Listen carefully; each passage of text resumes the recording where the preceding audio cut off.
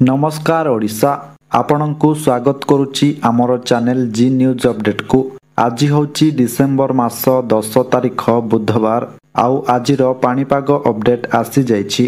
तेबे वीडियोटी आरंभ करिबा पूर्वरु समस्तंकु गोटे रिक्वेस्ट आमर चैनल को सब्सक्राइब करिबा सहित पाखरे आसुतिबा बेल आइकन को ऑन करिबाकु जमारू भूलंतु नाही। आहुरी 3 दिन राज्य रे जारी रहिबो शीतर लहरी। 12 तारिख जाए राज्य रे शीत लहरी रही पारे। असंभाळ जाड़ सांगकु कालुआ पवन बहिब। उत्तर पश्चिम दिगरु ठंडा शुष्क वायु प्रवाहित हेउथिबारु शीतर लहरी जारी रहिछि। 13 तारिखरु राज्य रे शीत सामान्य ह्रास पाइब बोली पूर्वानुमान करिछि आंचलिक पाणीपाग विज्ञान केन्द्र। आज 7टी जिल्ला रे शीतर लहरी नहीं चेतावनी जारी करिछि पाणीपाग विभाग। उत्तर आभ्यंतरीण ओडिशा रे सर्वनिम्न तापमात्रा स्वाभाविक ठारू 5 रु 6 डिग्री कम रहिथिबा बेले दक्षिण उपकूल ओडिशा रे तापमात्रा स्वाभाविक ठारू 3 रु 4 डिग्री कम रहिछि। एही 7टी जिल्ला रे घन कुहुड़ी भी दृश्यमान होइपारे बोली पाणीपाग केन्द्र सतर्क कराइछि। तेबे भुवनेश्वर स्थित आंचलिक पाणीपाग विज्ञान केन्द्र पक्षरु आज पाई गुरुत्वपूर्ण सूचना मिलिछि। आज मोट 7टी जिल्ला रे येलो वार्निंग जारी करा जाइछि। एहा सहित 29टी जिल्ला रे भीषण शीत एवं गोटिए जिल्ला रे प्रबल शीत अनुभूत हेबो। ता सहित राज्यर समुदाय 30टी जिल्ला रे पाग सुखिला रहिबो बोली पूर्वानुमान करा जाइछि। तेबे आज केउ जिल्ला को सतर्क सूचना दिया जाइछि, केउ जिल्ला गुड़िकरे पाग सुखिला रहिबो, ता सहित केउ जिल्ला गुड़िकरे हाड़भंगा शीत बा भीषण शीत हेबो एवं केउ जिल्ला रे प्रबल शीत हेबो। ता सहित राज्यर तापमात्रा केते डिग्री तळकु खसिबो, ता सहित शीत बढ़िबाकु नै पाणीपाग विभाग कोन अपडेट दैछि ए नै संपूर्ण खबर एवं आपणक जिल्लार तापमात्रा केते रहिबो ताहा जानिबा पई भिडियोटिकु शेष पर्यंत निश्चय देखंतु। ता सहित चैनल रे नुआ करी आसीथिले आम चैनल जी न्यूज अपडेट को एबे ही सब्सक्राइब करी पाखरे आसुतिबा बेल आइकन को ऑन करी रखंतु। एहा द्वारा आपण सबुदिन पाणीपागर सठिक अपडेट सर्वप्रथमे पाई परिबे। तेबे चलंतु डेरी न करी आजिर पाणीपाग अपडेट उपरे नजर पकाई नेबा। तेबे वर्तमान जानि नेबा आज पई सबु केउ जिल्ला को येलो वार्निंग, केउ जिल्ला रे भीषण शीत एवं केउ जिल्ला रे प्रबल शीत और केउ जिल्ला रे पाग सुखिला रहिबो बोली सूचना दिया जाइछि।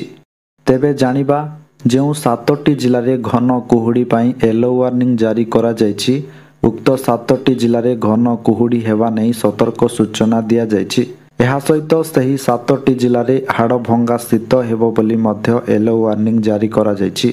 एही कुहुड़ी जगु सकाळ समय रे रास्ता रे यातायात समय रे समस्या सृष्टि होई पारे। जदि आपण एही जिल्ला गुड़िकरे थांती तेबे गाड़ी चलाइबा समय रे अधिक सतर्कता अवलंबन करंतु। तेबे सही 7टी जिल्ला गुड़िक हेउची कोरापुट, कलाहांडी, कंधमाल, सोनपुर, अनुगुल, झारसुगुड़ा एवं सुंदरगढ़। एहा परे जानिबा जेउ 29टी जिल्ला रे भीषण शीत हेबो बोली सूचना दिया जाइछि। उक्त 29टी जिल्ला रे भीषण शीत हेबो अर्थात सर्वनिम्न तापमात्रा 6 डिग्री सेल्सियस रु 15 डिग्री सेल्सियस मध्य रे रहिबो एवं एही सबु जिल्ला गुड़िकरे प्रबल कुहुड़ी मध्य हेबो बोली कहिछि आंचलिक पाणीपाग विज्ञान केन्द्र। तेबे सेही 29टी जिल्ला गुड़िक हेउची मालकानगिरी जोठी तापमात्रा रहिबो 13 डिग्री सेल्सियस। एहा परे कोरापुट रे 10 डिग्री, नवरंगपुर रे 10 डिग्री, रायगड़ा रे 12 डिग्री, गजपति रे 13 डिग्री, गंजाम रे 14 डिग्री, कलाहांडी रे 9 डिग्री, नुआपड़ा रे 12 डिग्री, बलांगीर रो टिटलागढ़ ठारे 12 डिग्री सेल्सियस एवं बलांगीर रे 10 डिग्री। एहा परे कंधमाल रो फुलबाणी ठारे सर्वनिम्न तापमात्रा 6 डिग्री सेल्सियस रहिबो बा एठारे भीषण रु भीषण शीत हेबो। एहा परे बौद्ध रे 11 डिग्री, अनुगुल रे 9 डिग्री, सोनपुर रे 10 डिग्री, बरगढ़ रे 13 डिग्री, संबलपुर रे 11 डिग्री। एहा परे झारसुगुड़ा रे मध्य सर्वनिम्न तापमात्रा 8 डिग्री सेल्सियस बा एठारे मध्य भीषण शीत हेबो। ता सहित सुंदरगढ़ रो राउरकेला ठारे मध्य 8 डिग्री सेल्सियस रहिबो बा एठारे मध्य भीषण शीत हेबो एवं सुंदरगढ़ रे 9 डिग्री सेल्सियस। एहा परे देवगढ़ रे 13 डिग्री, केन्दुझर रे 10 डिग्री, ମୟୂରଭଞ୍ଜରେ 12 ଡିଗ୍ରୀ, ବାଲେଶ୍ୱରରେ 14 ଡିଗ୍ରୀ, ଭଦ୍ରକରେ 14 ଡିଗ୍ରୀ ଏବଂ ଯାଜପୁରରେ ମଧ୍ୟ 14 ଡିଗ୍ରୀ। ତାପରେ ଢେଙ୍କାନାଳରେ 11 ଡିଗ୍ରୀ, କଟକରେ 12 ଡିଗ୍ରୀ, କେନ୍ଦ୍ରାପଡ଼ାରେ 14 ଡିଗ୍ରୀ, ଜଗତସିଂହପୁରରେ 13 ଡିଗ୍ରୀ, ଖୋର୍ଦ୍ଧାରେ 12 ଡିଗ୍ରୀ ଏବଂ ନୟାଗଡ଼ରେ 14 ଡିଗ୍ରୀ ସେଲସିୟସ୍ ତାପମାତ୍ରା ରହିବ। ଏହାପରେ ଜାଣିବା ଯେଉଁ ଗୋଟିଏ ଜିଲ୍ଲାରେ ପ୍ରବଳ ଶୀତ ହେବ ବୋଲି କୁହାଯାଇଛି। ଉକ୍ତ ଗୋଟିଏ ଜିଲ୍ଲାରେ ପ୍ରବଳ ଶୀତ ହେବ ଅର୍ଥାତ୍ ତାପମାତ୍ରା 15 ଡିଗ୍ରୀ ସେଲସିୟସ୍ରୁ 20 ଡିଗ୍ରୀ ସେଲସିୟସ୍ ମଧ୍ୟରେ ରହିବ ଏବଂ ଏହି ଗୋଟିଏ ଜିଲ୍ଲାରେ ମଧ୍ୟ ପ୍ରବଳ କୁହୁଡ଼ି ହେବ ବୋଲି କହିଛି ଆଞ୍ଚଳିକ ପାଣିପାଗ ବିଜ୍ଞାନ କେନ୍ଦ୍ର। ତେବେ ସେହି ଗୋଟିଏ ଜିଲ୍ଲା ହେଲା ପୁରୀ, ଯେଉଁଠାରେ ତାପମାତ୍ରା ରହିବ 17 ଡିଗ୍ରୀ ସେଲସିୟସ୍। ତେବେ ଏହାପରେ ଜାଣିବା ଯେଉଁ ସମୁଦାୟ 30ଟି ଜିଲ୍ଲାରେ ପାଗ ଶୁଖିଲା ରହିବ ବୋଲି କୁହାଯାଇଛି।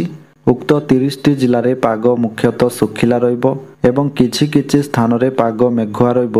ତା ସହିତ ଏହି ସମୁଦାୟ 30ଟି ଜିଲ୍ଲାରେ ଆଜି ପାଇଁ କୌଣସି ବର୍ଷାର ସମ୍ଭାବନା ନାହିଁ ବୋଲି ଏହି ସବୁ ଜିଲ୍ଲାକୁ ଗ୍ରୀନ୍ ଜୋନ୍ରେ ରଖିଛି ଆଞ୍ଚଳିକ ପାଣିପାଗ ବିଜ୍ଞାନ କେନ୍ଦ୍ର। ତେବେ ସେହି 30ଟି ଜିଲ୍ଲା ଗୁଡ଼ିକ ହେଉଛି ମାଲକାନଗିରି, କୋରାପୁଟ, ନବରଙ୍ଗପୁର, ରାୟଗଡ଼ା, କଳାହାଣ୍ଡି, ନୂଆପଡ଼ା, ବଲାଙ୍ଗୀର, କନ୍ଧମାଳ, ଗଜପତି, ଗଞ୍ଜାମ, ନୟାଗଡ଼, ବୌଦ୍ଧ, ସୋନପୁର, ବରଗଡ଼, ସମ୍ବଲପୁର, ଝାରସୁଗୁଡ଼ା, ସୁନ୍ଦରଗଡ଼, ଦେଓଗଡ଼, ଅନୁଗୁଳ, ଢେଙ୍କାନାଳ, କଟକ, ଖୋର୍ଦ୍ଧା, ପୁରୀ, ଜଗତସିଂହପୁର, କେନ୍ଦ୍ରାପଡ଼ା, ଯାଜପୁର, କେନ୍ଦୁଝର, ଭଦ୍ରକ, ବାଲେଶ୍ୱର ଏବଂ ମୟୂରଭଞ୍ଜ। ଅନ୍ୟପଟେ ସାରା ରାଜ୍ୟରେ ପ୍ରବଳ ଶୀତ ଜାରି ରହିଛି।